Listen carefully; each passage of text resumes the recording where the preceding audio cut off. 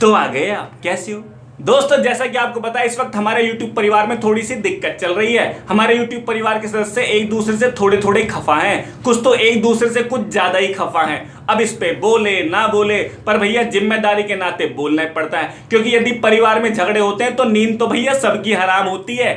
अब पहला सवाल यह है कि क्या एक दूसरे को पोक करना चाहिए? यहां पे मैं एक बात कहना चाहूंगा, ऑब्वियसली पोक नहीं करना चाहिए, लेकिन यहां पे एक और बात यह है कि यदि कोई व्यक्ति किसी के बारे में कैमरे पे आकर बोल रहा है तो भैया वो उस वक्त की स्थिति है जब उसकी सहन शक्ति से बाहर हो गई, यानी इससे कैमरे के पीछे भी बहुत दिनों से थोड़ा मोड़ा टिंग टोंग चल रही होगी। तो जब उसकी सहन शक्ति से बाहर हो गई तब आके उसने कैमरे पर यह बात कही है।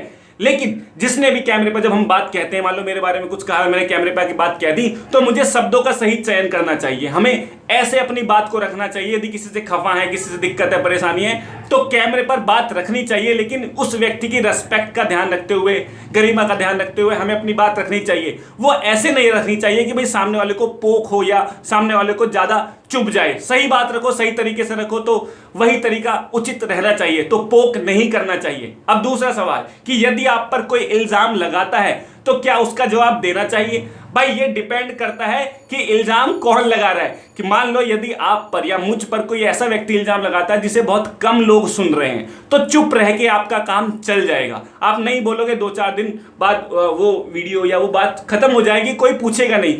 लेकिन यदि आप पर एक ऐसा व्यक्ति इल्जाम लगाता है जो सम्मानित है और जिसकी आवाज में बहुत दम है, यानी दूसरे लोगों तक, बहुत अधिक संख्या तक वो आवाज पहुंच रही है, और वो एक ऐसा इल्जाम लगाता है जो लगभग सच है, लगभग सच मतलब या तो सच है या सच के आसपास है या झूठ है, लेकिन पता नहीं चल रहा है कि ये सच भी हो सकता है, ऐसी स्थिति में आपका बोलना बेहद जरूरी हो जाता है। क्योंकि अगर आपको लगता है यार खुद ही समझ लेंगे, अगर सामने वाले ने मुझ पे इल्जाम लगाया तो जो मुझे देखते हैं वो मुझे समझते हैं, लेकिन अगर वो आपको समझते होते तो आपसे सवाल नहीं पूछते।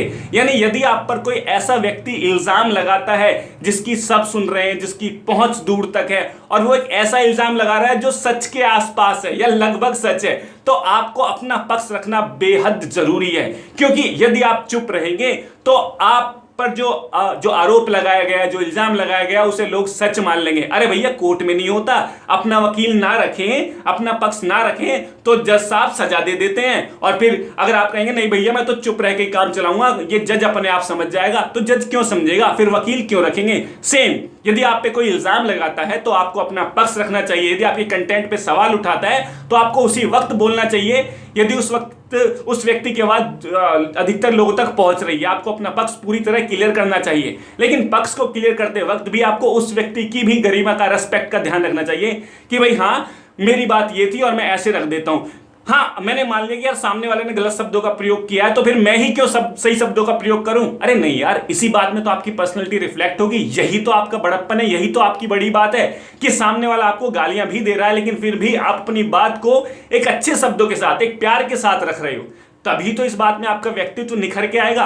और यही वो वक्त होता है जब लोग आपको कहेंगे कि देखो सामने वाले ने इतनी बुरी तरह कहा फिर भी इस व्यक्ति ने कितने प्यार से उससे बोला। तो भैया यदि आप पे कोई इल्जाम लगाता है तो आपको उसी वक्त बोलना चाहिए यदि वो आवाज बहुत दूर तक पहुंच रही है, क्योंकि आप अपना पक्ष नहीं रखेंगे तो लोग आपको तुरंत गलत समझ लेंगे। यहां पर मुझे बीबी की वाइन्स बहुत अच्छे लगे। आपने देखा है कुछ अमित भड़ाना जी का और बीबी की वाइन्स का कुछ चल रहा था, तो ऐसी स्थिति में बीबी की वाइन्स ने कहा कि हमारा कोई कंपटीशन नहीं है, किसी को उनकी कॉमेडी पसंद है, किसी को मेरी, किसी को दोनों की, तो बहुत बड़ी बात है। बल्कि उन्होंने कहा अच्छा व्यक्ति बुरे वक्त में भी अच्छा रहता है। भाई मेरे फेवरेट हो गए वो, मैंने उनके कुछ ट्वीट्स पढ़े तो मुझे बहुत अच्छे लगे।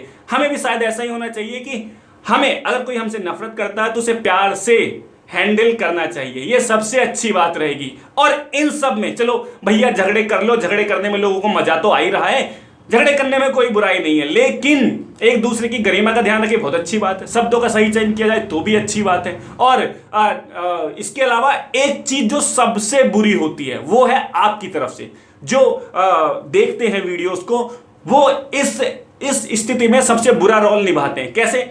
भाई जब एक दूसरे पे इल्जाम लगते हैं तो वो सामने वाले आदमी से तुरंत नफरत करना शुरू कर देते हैं, उन्हें गालियां देना शुरू कर देते हैं। ये बात सबसे गलत है। आप देखो क्या हो रहा है, लेकिन गालियां, गलत शब्द, ये जो अभद्र भाषा है इसका प्रयोग मत करो। आपको किसी की मां बहन को कहने का कोई हक नहीं है, ऐसे गालियां देने का कोई हक नहीं है, उनके कमेंट्स में जाके गालियां मत दो। झगड़ा हो रहा है, बिग बॉस भी देखते हो, एंजॉय करते हो, कर लो एंजॉय, लेकिन गालियां वगैरह तो मत दो। ये तो गलत बात है ना, आप किसी को गालियां वगैरह मत दो। आप देखो चलो सब चल रहा है तो प्लीज मैं आपसे बस यही रिक्वेस्ट करूंगा कि जो चल रहा है ठीक है, जो है सो चलते रहेगा, लेकिन आप सबसे समझदार आपको होना चाहिए जो हमें देख रहे हैं कि आप किसी को गालियां मत दो, किसी से डायरेक्टली नफरत मत करो, ये गलत है। लेकिन फिर भी अंत में मैं सब कहना चाहूंगा कि झगड़े वगड़े ना करें तो ज्यादा ही बढ़िया है, क्योंकि भैया जो मजा प्यार में है ना वो नफरत में है ही नहीं। चढ़ती जवानी तेरी चुन्नी असमानी, गोरे मुखड़े ते उत्ते दिल काला, गोरे मुखड़े ते उत्ते दिल काला।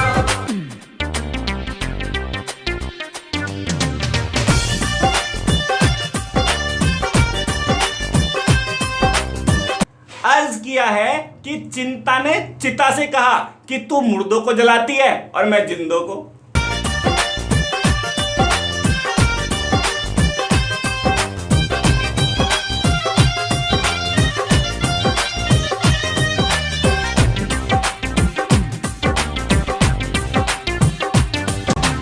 चढ़ती जवानी तेरी चुन्नी असमानी, गोरे मुखड़े